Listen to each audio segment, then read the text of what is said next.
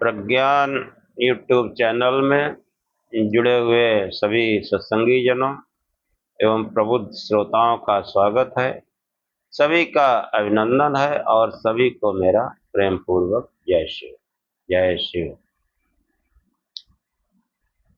पिछले आख्यान में मंत्र जो है या वेद वाक्य विधि वाक्य उनके अर्थ के संबंध में चर्चा की गई कि अर्थ जो है वो एक शास्त्रीय अर्थ होता है जिसको अभिधावृत्ति कहते हैं, और दूसरा जो है वो लक्षणावृत्ति होती है जिसको हम स्तुतिपरक अर्थ कह सकते हैं। तो ये जो है इसका समाधान, इसको समझाने का प्रयत्न किया गया और इसके अनंतर वो जो है आगे जो प्रकरण है उसमें महर्षि जैमिन जो है कहते हैं कि मतलब ये जो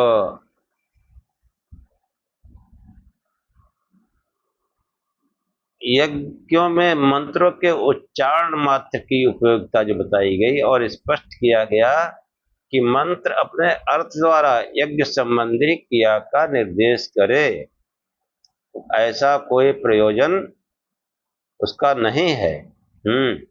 ये संभावित हेतुओं के आधार पर जो है इस भावना को रखा गया है। तो ये जो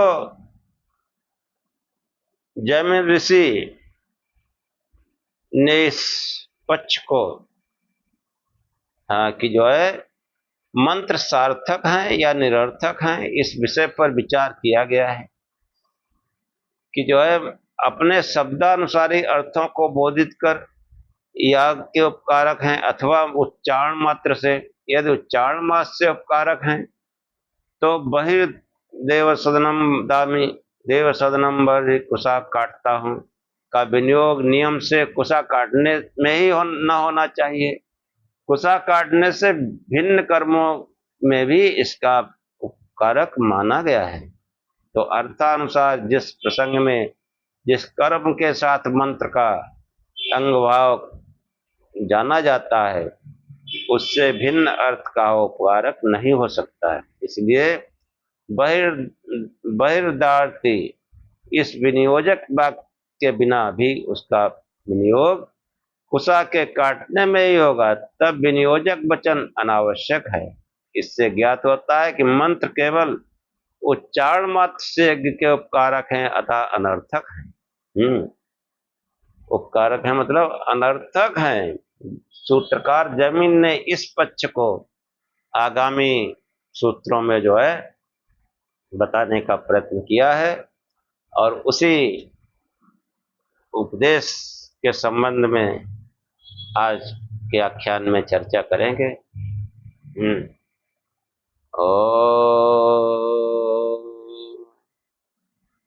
असतो मा सद्गमय तमसो मा ज्योतिर्गमय मृत्योर्मामृतं गमय। हे परम गुरु परमात्मा, हमें असत्य से सत्य की ओर ले चलो, अंधकार से प्रकाश की ओर ले चलो तथा मृत्यु से अमरता की ओर ले चलो। महर्षि जैमिन जो है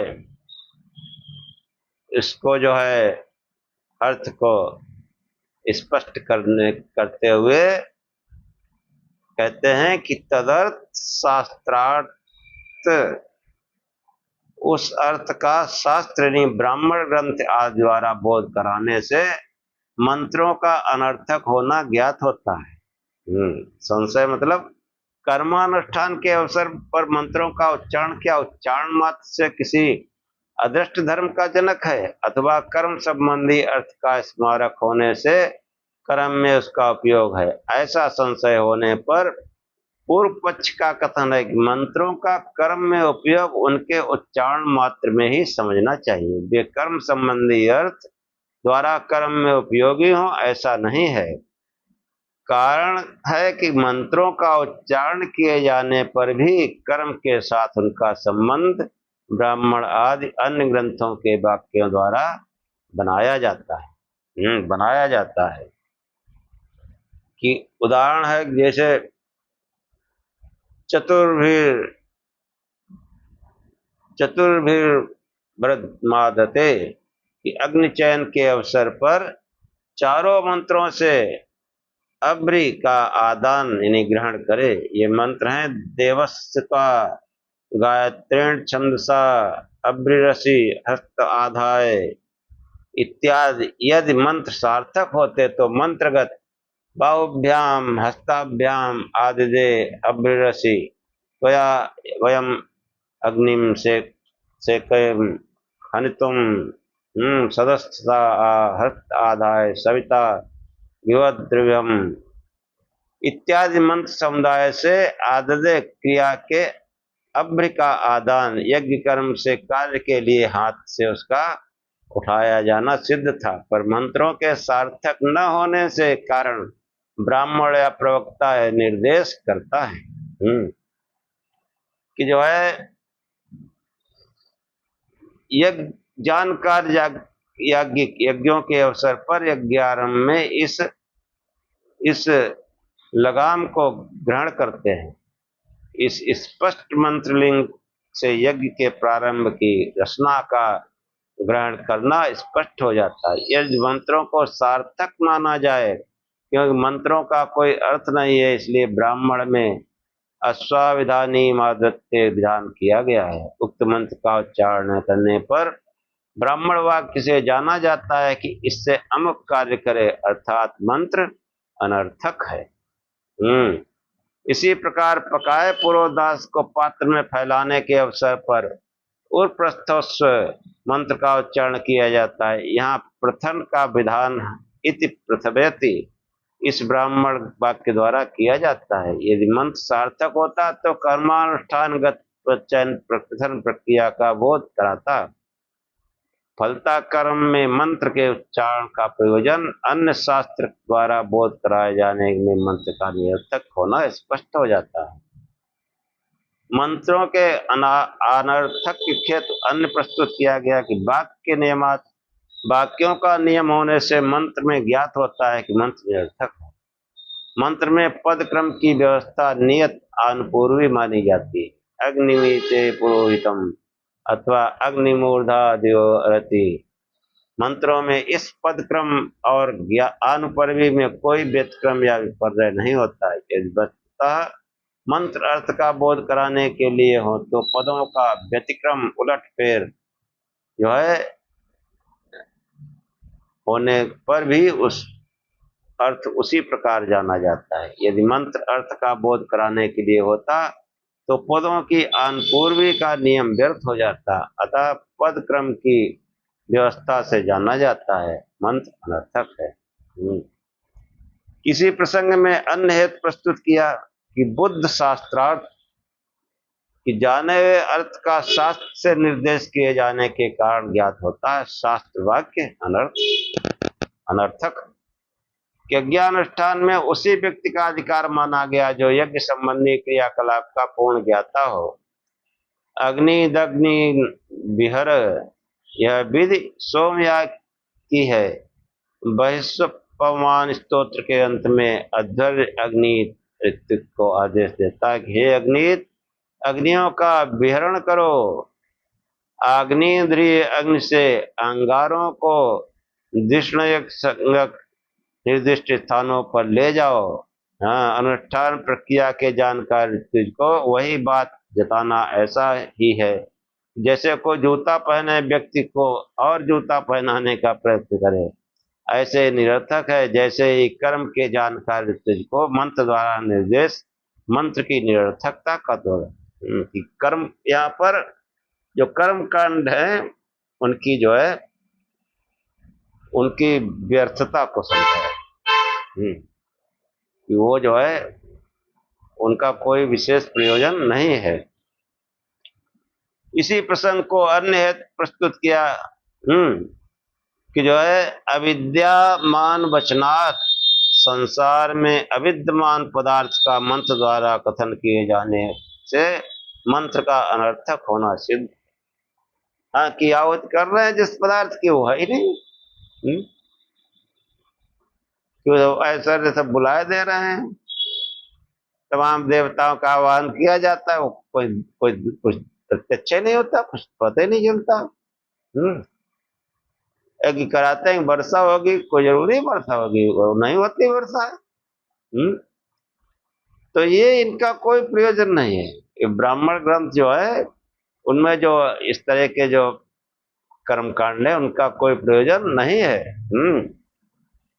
कि जो है यज्ञोपयोगी अथवा मानव अभ्युदय के उपयोगी अर्थों का प्रकाशन मंत्र का उद्देश्य माना जाता है।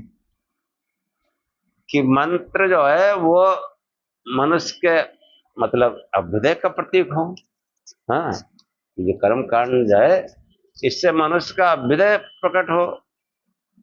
हाँ, मानव अभ्युदय या तो यज्ञोपयोगी मतलब आध्यात्मिक यज्ञ।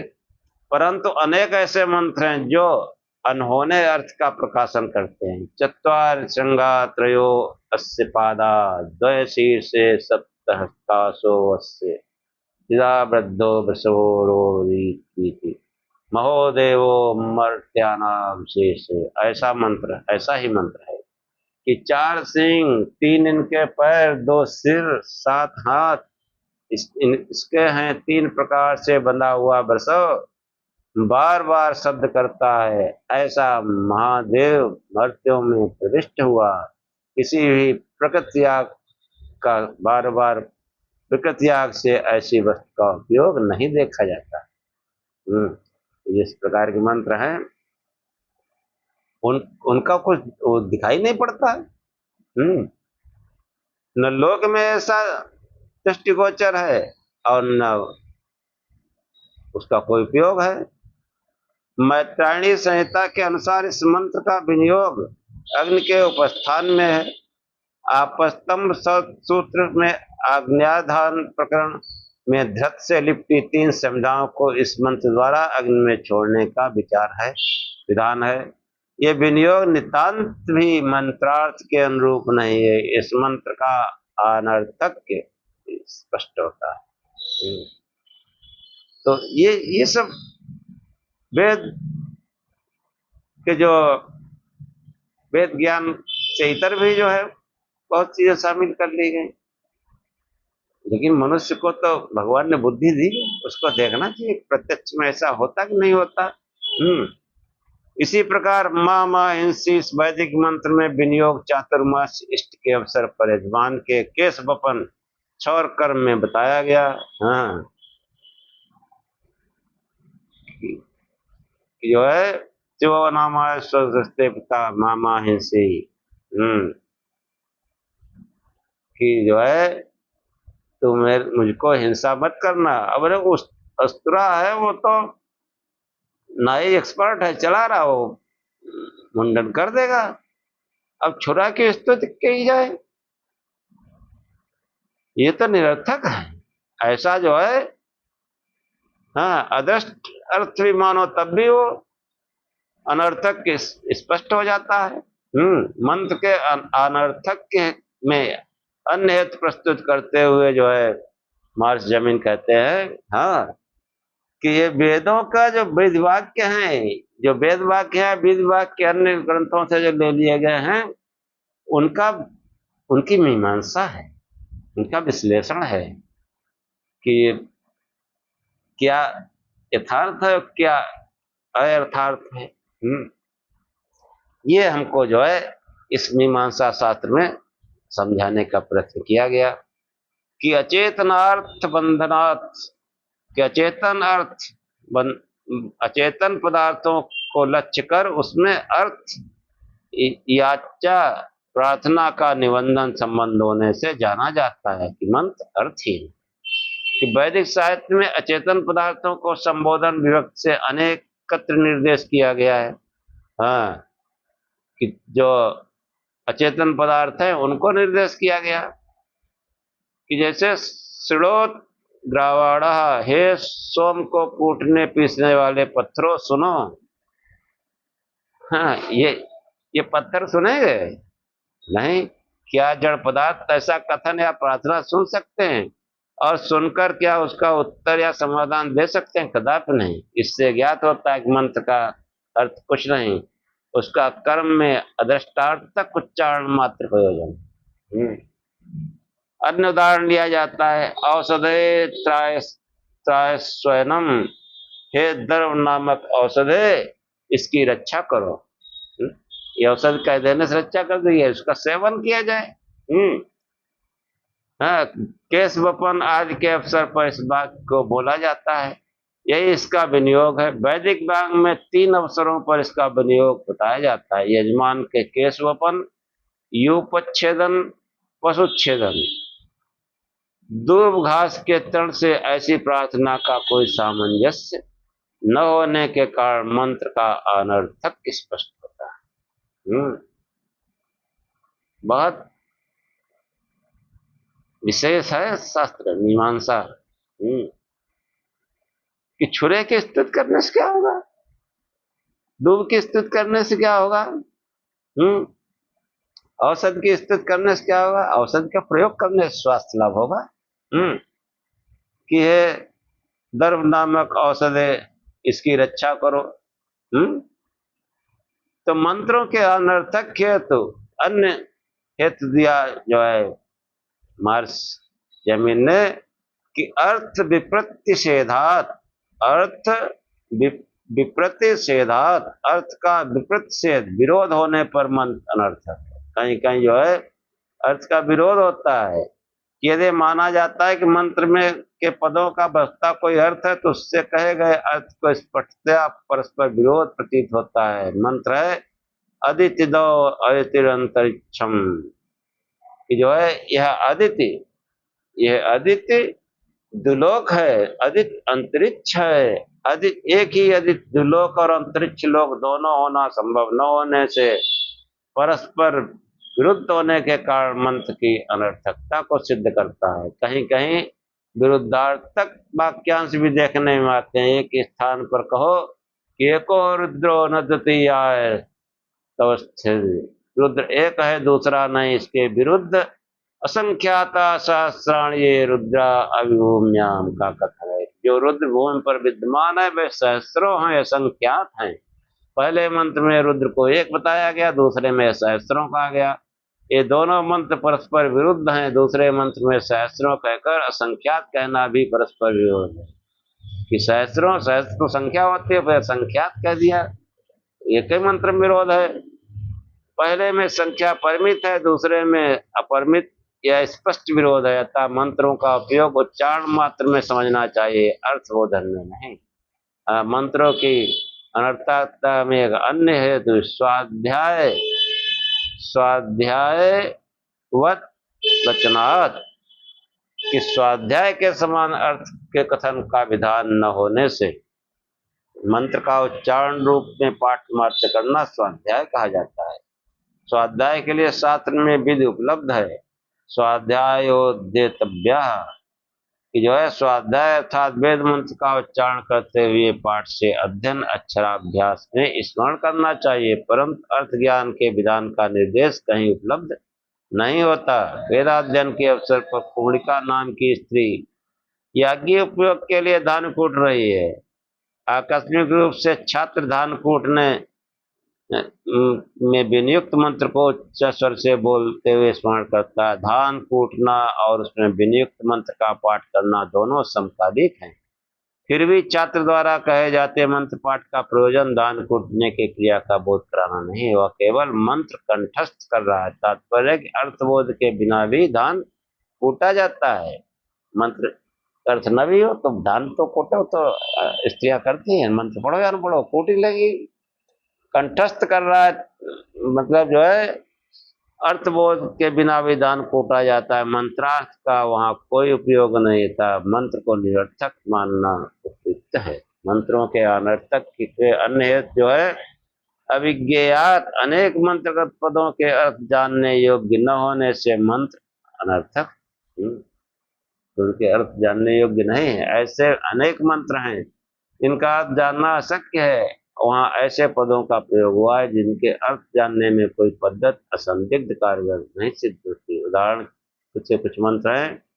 अम्यक सात इंद्र रिष्टस्मय समेभ्यम मरुतो जुनन्ति अग्निस्तिद्धि स्मारते सुसुक्वानापो नदोपम बधति प्रयांसी। ऋग्वेद का है।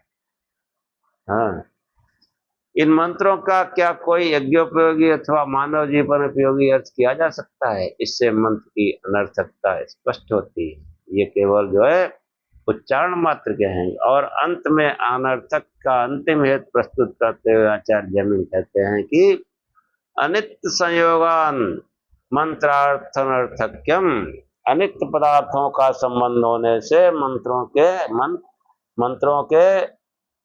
मंत्र अनर्थक हैं। जब मंत्र का प्रयोजन यज्ञोपयोगी आदि अर्थ का अभिव्यक्त करना माना जाता है, तदनुसार अर्थ का करने का प्रयास होता है, तब एक अन्य बाधा सम्मुखातिक मंत्रों के साथ अनित्य पदार्थों का संबंध है। तात्पर्य मंत्रों में स्पष्ट ही ऐसे पदार्थों का वर्णन है जो अनित्य हैं। तब जब मंत्र अनादि नित्य है तो अनंतर होने वाले अनित्य पदार्थों का वर्णन उसमें कैसे संभव है?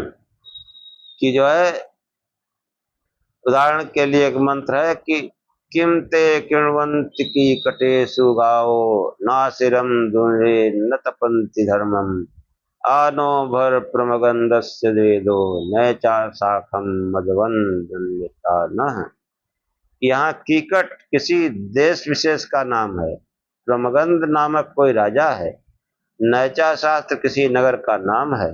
ऐसा अर्थ इन पदों का किया जाता है। यदि मंत्र का यही अर्थ है तो अर्थ की अभिव्यक्ति उसका प्रयोजन है, तो इन देश नगर और राजा की स्थिति से पहले मंत्र का अस्तित्व माना जाना संभव नहीं होगा, जो अभिष्ट नहीं है, क्योंकि मंत्र आदि को अनादि नित्य माना गया है। जो वेदों मंत्र हैं वो अनादि और नित्य हैं। हाँ, उसकी भलाई इसी में है कि मंत्र को अनर्थक माना जाए और यज्ञ में उच्चारण मात्र उसका प्रयोजन स्वीकार किया जाए, जो याज्ञिक के प्रति किसी अदृष्ट धर्म विशेष का जनक होता है।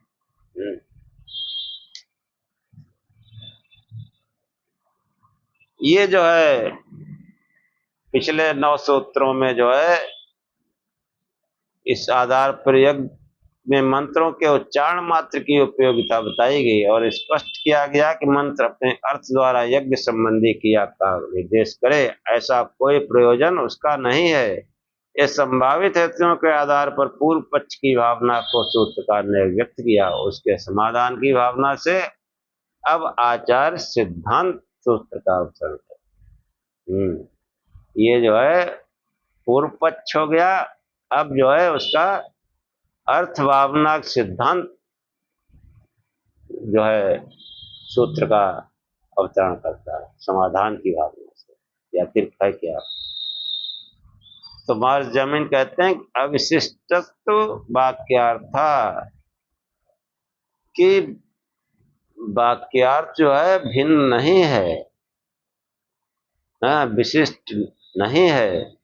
वाक्यार्थ मंत्रों का तात्पर्य मंत्रों का वाक्यार्थ लौकिक वाक्यार्थ से भिन्न नहीं होता। जहां तक वाक्यार्थ का प्रश्न है, लोक और वेद में ये समान है। ये वेद में वो लोक में भी पाया जाता है कि जो है अभी तक गत सूत्रों द्वारा जो विस्तृत पूर्व पक्ष प्रस्तुत किया गया वो समाप्त हो गया। उसका समाधान किया जाता है कि मंत्र पद वाक्य समूह है, प्रत्येक पद का अपना सामान्य अर्थ किया जाता है। मंत्र पद वाक्य समूह है, प्रत्येक पद का अपना सामान्य अर्थ होता है। जब क्रियाकारक आज अनेक पद मिलकर वाक्य बनते हैं तब वह एक असाधारण अर्थ का कथन करते हैं। अर्थबोधन की यह प्रकृति पद्धति लौकिक वाक्य एवं वैदिक वाक्य दोनों में समान है। इसलिए लौकिक वाक्य यदि अर्थवान है तो वैदिक वाक्य के सार्थक होने में कोई बाधा नहीं है। यदि कहा जाए कि लोक में बोधा और बोधिता दोनों चेतन आमने सामने उपस्थित होकर क्रियाकारक रूप पद समूह वाक्य से अर्थ का बोधन करते कराते एक दूसरे के उपकारक होते हैं, परंतु स्थित वैदिक वाक्य में नहीं है। वेद में अदृश्य देवता और अचेतन यज्ञों के साथ वार्तालाप यज्ञ का कोई उपकारक नहीं होता, परंतु मंत्र पाठ का यथार्थ ही हुआ है, इसलिए यज्ञ से उसका संबंध अवश्य स्वीकार किया जाना चाहिए। वह संबंध यज्ञ काल में मंत्रोच्चार द्वारा ही संभव होगा, जिसका प्रयोजन अदृष्ट धर्म विशेष को उत्पन्न करना है, जो गत सूत्रों द्वारा विस्तार से प्रतिपादन किया गया है। यह कथन ठीक नहीं, क्योंकि यज्ञ में मंत्र का उच्चारण यज्ञ संबंधी अर्थ ज्ञान कराने के लिए होता है। तमाम संदेह भी है साथ में। अदृश्य देवताओं तथा यज्ञांगों का जो है संलाप निरर्थक नहीं है। यज्ञ और यज्ञांगों के संबंध क्रियाकलाप का प्रकाशन ही उसका प्रयोजन है। यज्ञ संबंधी क्रिया समूह के जाने बिना यज्ञ का अनुष्ठान असंभव होगा। यज्ञ का क्षेत्र महान विस्तृत है। विश्व रचना में विविध नैसर्गिक परिस्थितियों का क्रमानुक्रम यज्ञ का ही रूप है। इनकी गहराइयों को मंत्र द्वारा अभिव्यक्त किया जाना संभव न होगा, अतः मंत्रों के सार्थक होने में किसी प्रकार का संशय का अवकाश नहीं है। अभी तक निरर्थक बता रहे थे, अब सार्थक असार्थक होते हैं। शिष्य आशंका करता है, तब क्या ताम चतुर्भिरादते विधिवाक्य अनर्थक माना जाए? आचार्य ने समाधान किया कि गुणार्थेन पुनः श्रुति 4 की संख्या रूप गुण लाभ के लिए फिर पाठ किया गया है। यज्ञोपयोगी कार्य के लिए अब्रि का आदान आददे इस मंत्रलिंग से स्पष्ट होने पर भी ताम चतुर्विरादते या विधान मंत्रों की 4 संख्या रूप गुण के लाभार्थ पुनः पढ़ा गया है। ये जो है, हाँ, यज्ञ में भी जो है बहुत सी चीजें होती हैं जिनको हम नहीं समझ पाते। जो ब्राह्मण ग्रंथ हैं जिनसे यज्ञ होता है, उनमें बहुत सी चीजें हैं जो हम नहीं समझ पाते। अब पता नहीं क्या क्या समझते हैं। गणानांता गणपत गंग हवा महे, प्रियानांता प्रियपद गंग हवा महे, निधिनांता निधिपद गंग हवा महे। अब गणपति हम समझते नहीं, गणपति क्या है? एक विशेष आकार है। हाँ, वैदिक प्रार्थना है, उसकी उत्पत्ति पुराण में दिखाई गई देवता की। साधारण अर्थ है गणपति, गणों के स्वामी वो है गणेश। इस आकार को हम देखते वो नहीं, गणों के स्वामी भगवान भोलेनाथ है। गणानांता गणपति गण हवा में, प्रियनांता प्रिय पद, समस्त प्रिय वस्तुओं के स्वामी भी वही हैं, समस्त धनों के स्वामी भी वही हैं। हाँ, इसलिए सर्वप्रथम रक्षा के निमित्त सभी गण यानी सेनापतियों के स्वामी उस परमात्मा का हम यजन करते हैं। सभी प्रिय पदार्थों के स्वामी वही हैं, वही परमात्मा है। इसलिए हमको समस्त प्रिय पदार्थ प्राप्त हो, इसलिए हम उसका यजन करते हैं। और सभी धनों का वही स्वामी है, इसलिए हमको धन की प्राप्ति हो, ताकि हमारा कुटुंब परिवार अच्छे से चले, और इसलिए धन के लिए भी उसी की उपासना की गई। कि यहाँ जो है विद्या के लिए कोई और है, धन के लिए कोई और है, शक्ति के लिए कोई और है, अजीबो अजीब है।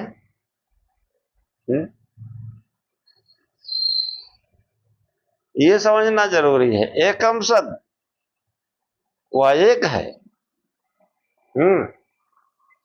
यह एक तम कृष्टि नाम विचर्षणी पति जग्गे वसुक्रतु। ये मनुष्य तो उस एक परमेश्वर की स्तुति कर। यह एक तम ऋग्वेद का मंत्र है, कृष्टि नाम विचर्षणी,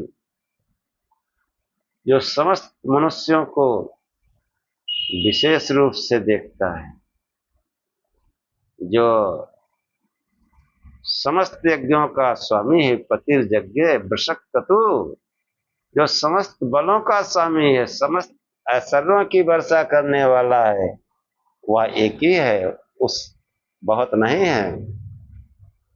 ये मनुष्य तो उस एक परमात्मा की स्तुति है। हाँ, जब ऐसा भाव आएगा तभी हम इस वैदिक ज्ञान को समझ सकेंगे, अन्यथा नहीं। इसलिए जो है हम तो इसीलिए कहते हैं, हम सत्संग करते हैं, हम कोई वेदों का शास्त्रीय विवेचन नहीं करते हैं, सत्संग करते हैं कि हमको क्या करना चाहिए। और पूरे सत्संग का एक ही भाव है कि हमारा पहले निश्चय हो कि किस परमात्मा की उपासना करनी है, और वो एक है। जब एक है तो दर्जन भर फोटो क्यों लगी है, ये सोचने की जरूरत है। और जब तक ये नहीं समझ सकते तब तक अध्यात्म में पैर ही नहीं रख सकते। धार्मिक बने रहोगे, धार्मिक अलग चीज है, आध्यात्मिक होना अलग चीज है। नाचिदन्य विसंसत सखायो मार शरण। हाँ, ये मित्रों, हाँ परमात्मा कहता है ये मित्रों, किसी अन्य की स्तुति मत कर, और किसी अन्य की स्तुति करके जो है अपने को नष्ट मत कर। इंद्रमित स्तोता वृष्णम, वो समस्त ऐश्वर्य का स्वामी होने वाला परमेश्वर, इसलिए उसका नाम इंद्र आया है।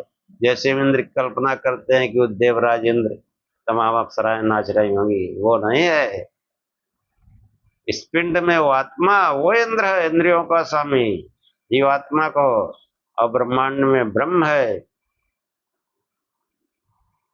सभी दिव्य शक्तियों का स्वामी। इंद्र में स्तोता वृष्णम, वो इंद्र ही परम ऐश्वर्यवान, इंद्र ही परमेश्वर, परम ऐश्वर्यवान परमेश्वर इंद्र, वही स्तुति के योग्य है, वही हम पर समस्त सुखों की वर्षा करता है। सचा सुते मूर्खता संसद, जीवन के प्रत्येक यज्ञ में, चाहे धन की इच्छा हो, चाहे विद्या की इच्छा हो, चाहे शक्ति की इच्छा हो, सब में उसी एक परम ऐश्वर्यवान परमेश्वर की स्तुति कर, अन्य की स्तुति करके अपने को नष्ट मत कर। हाँ, अपने जीवन को नष्ट मत कर, सखायो हमारे शरणत। इसी प्रकार मुंडक उपनिषद में अंगिरा ऋषि कहते हैं कि अस्मिन् दो पृथ्वी चांतरिक्षम गौतम मनासा प्राण सर्वे तमेव एकम जानत आत्मानम अन्य वाचो विमुच्यत अमृतस्य सेतु। अन्य वाचो विमुच्यत, अन्य बातें करना छोड़ दीजिए। जिस ब्रह्म में, जिस परमात्मा में पृथ्वी, दुलोक, अंतरिक्ष और इस अध्यात्म में मन सहित समस्त इंद्रियां, जिस आत्मा और परमात्मा में वो तब प्रोत हो रहे हैं, तमेव एकम जानत आत्मानम, उसे एक आत्मा को जानो। अन्य वाचत विमच्चत, अन्य बातें करना छोड़ दो। इन मंत्रों पर विचार करो, अन्य बातें करना छोड़ दो। अमृत से तू अमरता की ओर जाने का वही एक पुल है, इस भवसागर को पार करने का वही एक पुल है। तो ये जो है, जब तक उस एक के प्रति हम दृढ़ नहीं होंगे, ये जो है विचार हमको करना होगा। जो परमात्मा जो है तत्सवितुर्वरेण्यम, जिसने संसार की रचना की वो वर्णीय है, उसके प्रकाश स्वरूप हम ध्यान करें। इतना जब करेंगे तो बुद्धि सन्मार्ग में प्रयोग होगी। हाँ, ये गायत्री मंत्र महान मंत्र है। कैसा कैसा लोग अर्थ करते हैं, एक देवी बना ली गायत्री, और वैसे देवी देवताओं कमी थी, एक और बन गई। कि तत्सवितुर्वरेण्यम, वह परमात्मा जिसने संसार की रचना की। अब सोचो जितने अलमारी में लगे कि अपने बनाए संसार में आए, संसार की रचना की इन्होंने। हाँ, ये बौद्धिक है, सनातन बौद्धिक है, वैदिक ज्ञान बौद्धिक है। वैद नाम ही है ज्ञान। वहां ये सब तमाशाबाजी नहीं है। कि पूरे दर्जन भर अलमारी भरी है और हम आध्यात्मिक अपने कहते हैं। हम्म वह एकमात्र सत्य शिव है। हम्म दूसरा नहीं। इसलिए शिव शिव जपो। और साकार रूप में भगवान भोलेनाथ की जो विराट स्वरूप का रूपक है, वेदानुकूल, और किसी रूप का वर्णन वेदों में नहीं है। कोई हमसे तर्क बहस करके देख ले या हमको ढूंढ के लाए इस रूप का वर्णन है। ये गुण स्वरूप रूपक भगवान शंकर का, उस विराट पुरुष का जो है आकार हमारे ऋषियों ने हमको दिया है, जो अनादिकाल से इसकी उपासना होती आई है। उसी का चित्र लगा करके अपने पूजा स्थल में प्रार्थना उपासना करें। प्रकाश स्वरूप से ध्यान करें। और इसी के साथ आज का आख्यान समाप्त करते हैं।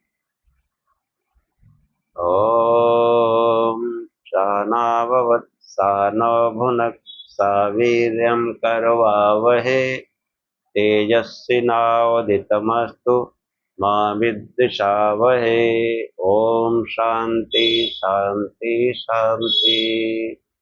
हे परमात्मा, हम दोनों श्रोता और वक्ता की साथ साथ रक्षा करें, साथ साथ पालना करें।